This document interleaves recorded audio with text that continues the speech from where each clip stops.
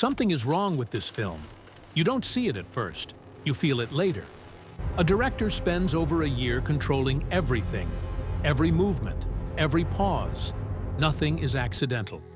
He finishes the film, shows it once, and then stops. No edits, no changes, nothing. 3 days later, he's gone. That alone is strange.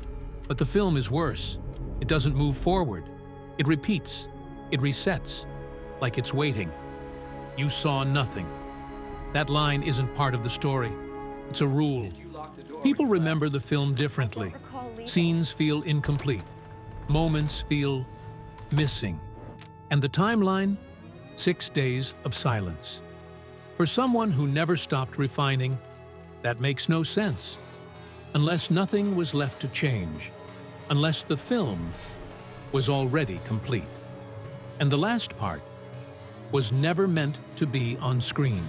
I wasn't looking for a mystery. I was just trying to understand why everything stopped exactly when it did.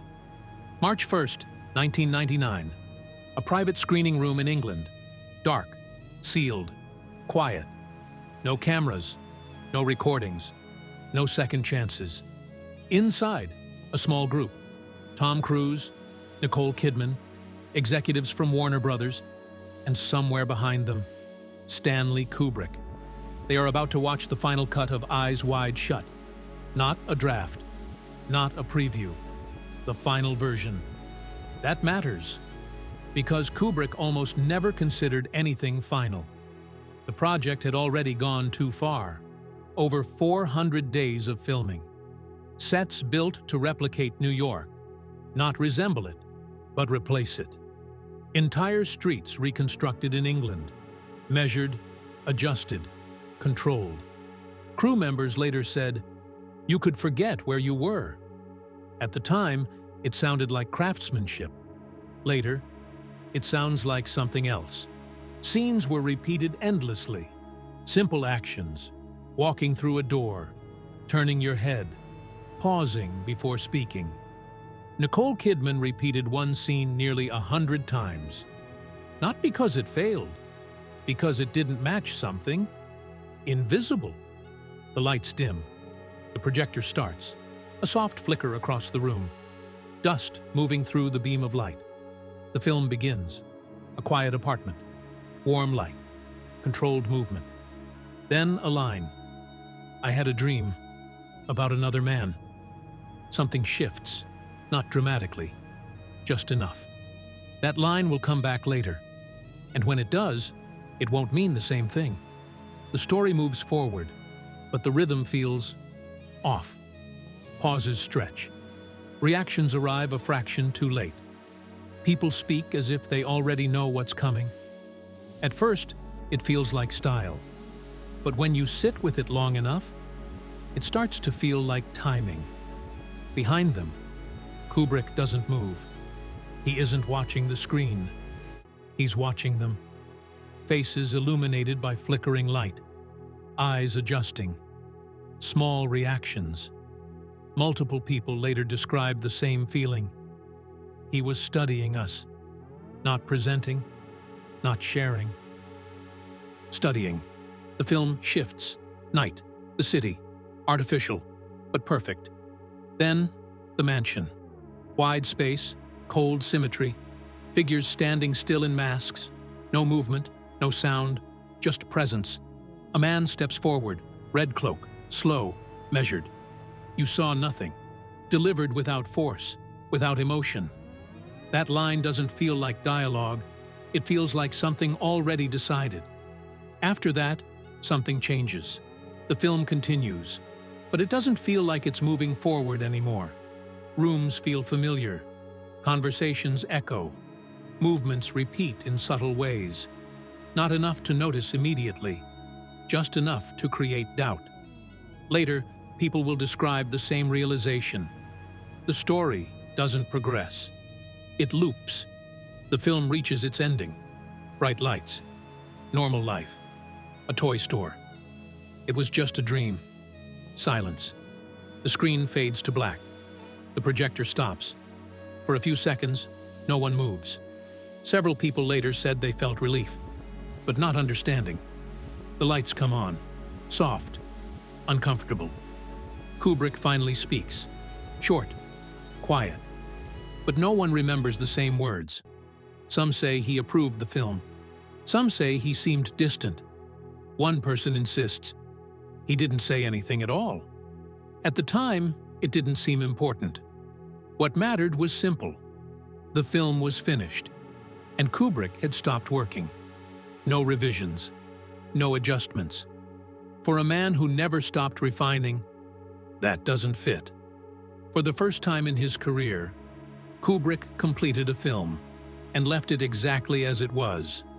No changes, no second version, as if touching it again would break something. 3 days later, March 7th, 1999, Kubrick goes to sleep. Dark room, no witnesses, and never wakes up. Official cause? Heart attack. Clean. Simple. But when you place the events in order, screening, completion, silence, it doesn't feel random. It feels structured, and I didn't realize it yet. But that screening wasn't the end of the film. It was the moment something else began. The first time I watched the film, nothing felt unusual. The second time, something shifted. By the third, I wasn't watching a story anymore. I was watching a pattern. I went back to eyes wide shut, expecting answers. Instead, I found repetition. The opening scene looks simple.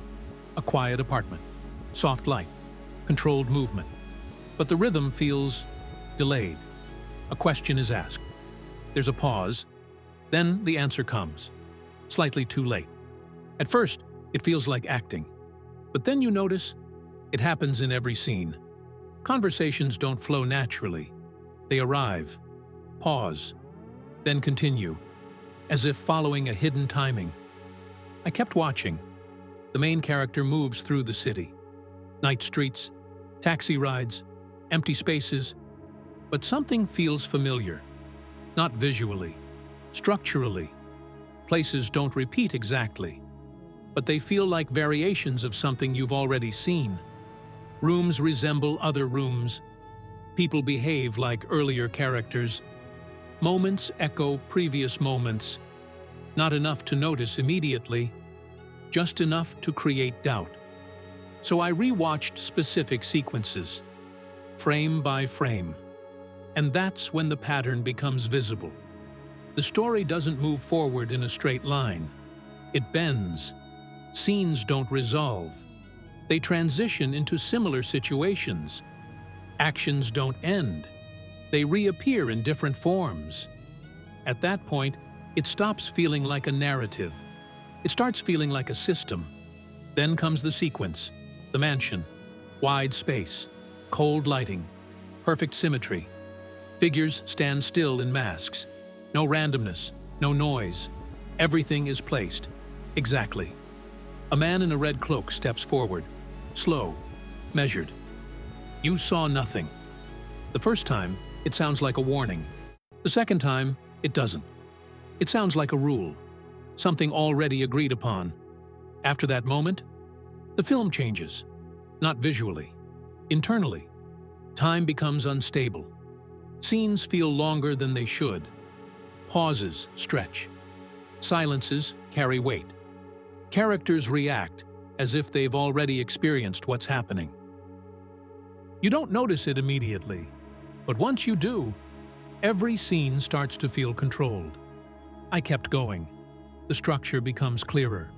Repetition, delay, return. The film doesn't build tension toward a climax. It cycles through variations, each scene slightly different, but connected, like it's trying to reach a specific configuration. At this point, one detail becomes impossible to ignore. Nothing truly changes. No matter how far the character goes, he ends up in the same emotional state. Confused, uncertain, reset.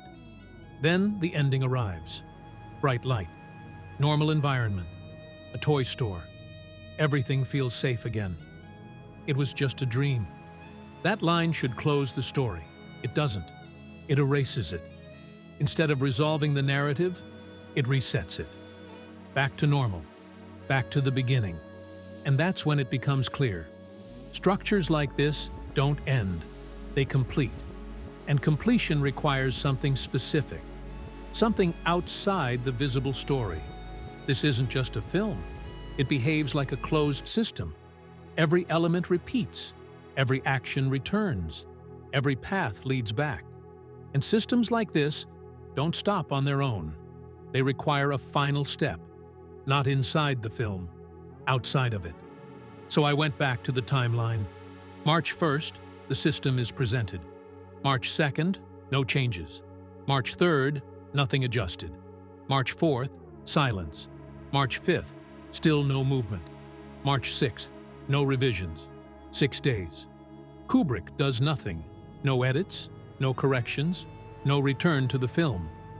For a man who never stopped refining, that's not normal. Which leaves one question. If the system was already complete, what was it waiting for? At some point, I stopped asking what Kubrick filmed. I started asking something else. What happens when you get too close to something you're not supposed to recreate? Kubrick didn't just direct films. He built environments. For Eyes Wide Shut, he didn't go to New York. He rebuilt it. Street layouts copied. Lighting replicated. Distances measured. Everything controlled. People who worked on set later said, it stopped feeling like a set and started feeling like a place. That distinction matters because Kubrick wasn't chasing realism. He was removing the difference between real and constructed. Scenes were repeated obsessively, not for performance, for precision. Timing had to match. Movement had to align. Reactions had to land exactly where expected. One assistant described it like this. He wasn't directing emotion. He was calibrating behavior. And then something else appears. A parallel story. Not in the film, in his life. Vivian Kubrick had been close to him for years. She worked with him, documented his process, observed everything. She understood how he worked. She wasn't outside the system. She was inside it. Then, something changed. Gradually at first. Less contact, less involvement, more distance, and then, complete separation. She joins the Church of Scientology, cuts ties, stops communicating, disappears from his world. This doesn't happen suddenly. It happens during the years he is working on the film. At the time, it looks like a personal decision, but placed next to everything else, it becomes harder to ignore. Because Kubrick is doing something unusual. He's isolating himself, working longer, controlling more, reducing outside influence. People around him begin to notice. The project is no longer just a film. It's taking over everything. The schedule expands. Days blur together. The same scenes, the same movements, repeated, over and over. At some point, repetition stops improving the scene. But he doesn't stop. That's where the question begins. What exactly is he trying to achieve? Because at this level, this is no longer filmmaking. It's reconstruction. And reconstruction has a risk. You stop observing something and start entering it. That line is difficult to notice. But once you cross it, there's no clear way back. The film reflects control. Every scene, every pause, every movement. Nothing is left to chance. And yet, outside the film, things are becoming unstable.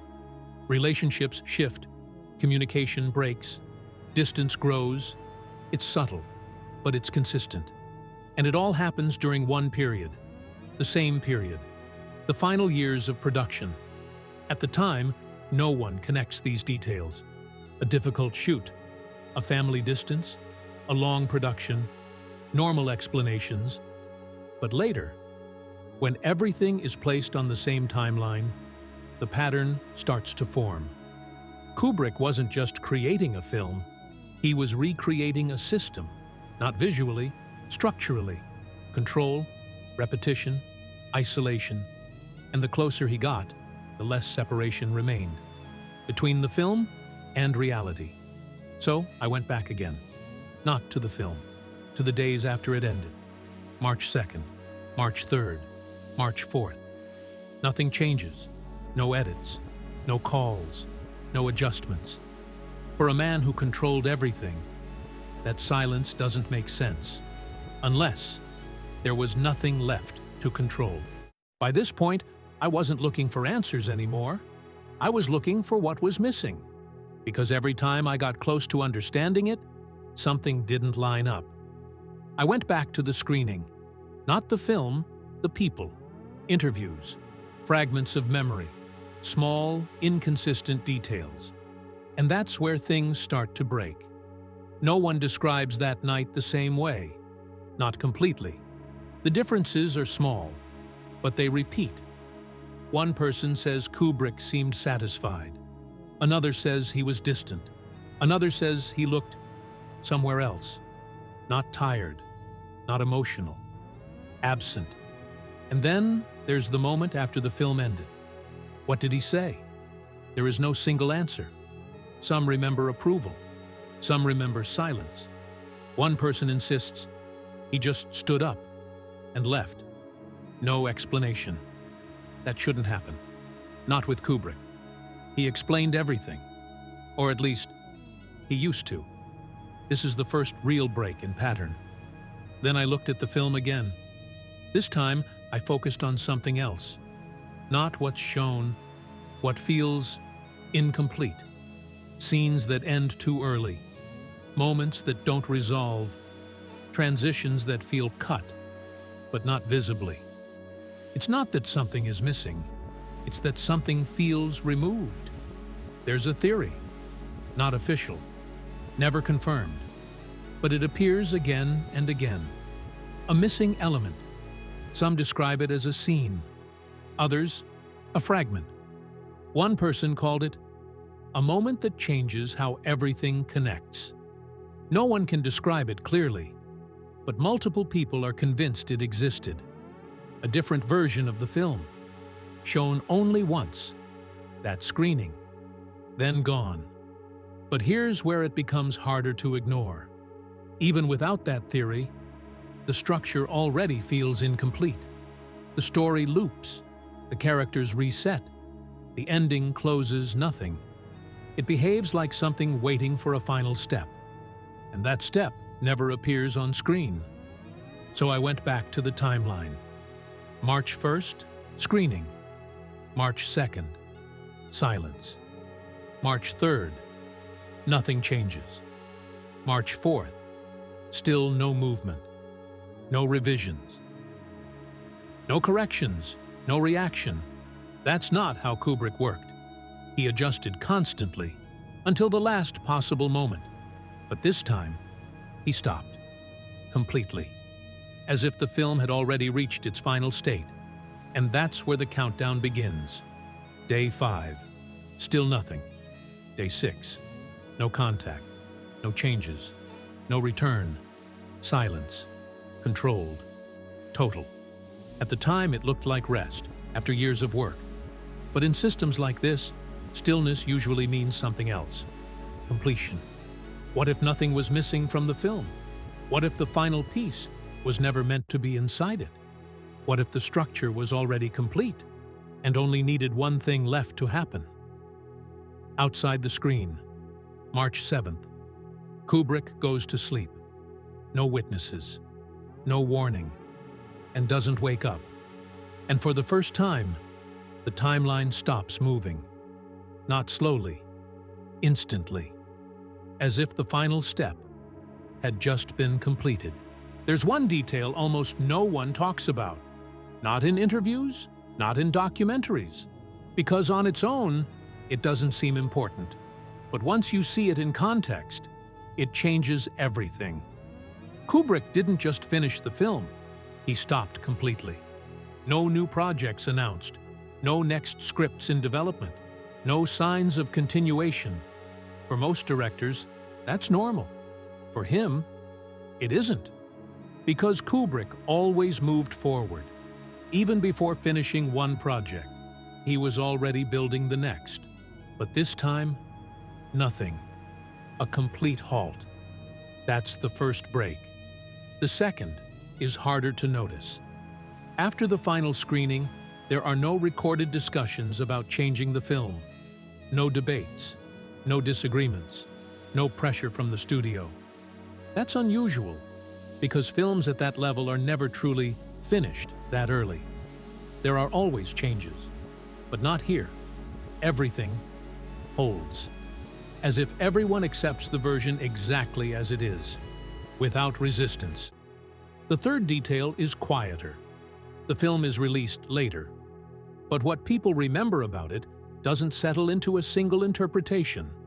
Reactions split. Some call it incomplete. Some call it deliberate. Some say it feels like something is missing. And yet, no one can point to what exactly. That absence becomes part of the experience, not a flaw, a function. And that's where the theory stops being abstract. Earlier, I said systems like this don't end. They close. And closure doesn't always happen where you expect it. What if the film was never meant to give you a conclusion? What if it was designed to create a state that remains unresolved? A loop, not on screen, in perception. Because the only way to truly break a loop is from outside it. Kubrick builds a structure based on repetition, control, and return. Every path leads back. Every answer dissolves. Every conclusion resets. The system holds until something interrupts it, not within the story, beyond it. And the only element that exists both inside the system and outside it is the creator. That's the part most people avoid, because it doesn't sound like analysis. It sounds like implication. If you look at everything separately, it's just coincidence, a long production, a finished film, an unexpected death. But when you place them in sequence, they align too cleanly. A system built, a system presented, a system left untouched, and then an ending. Not explained, not expanded, final. Exactly the way the film behaves. Not a cause, not a conspiracy, a structure. One that doesn't resolve itself until something closes it completely. And maybe that's why the film feels the way it does, because its ending was never meant to be seen. Maybe Kubrick didn't leave the film unfinished. Maybe he was the last scene.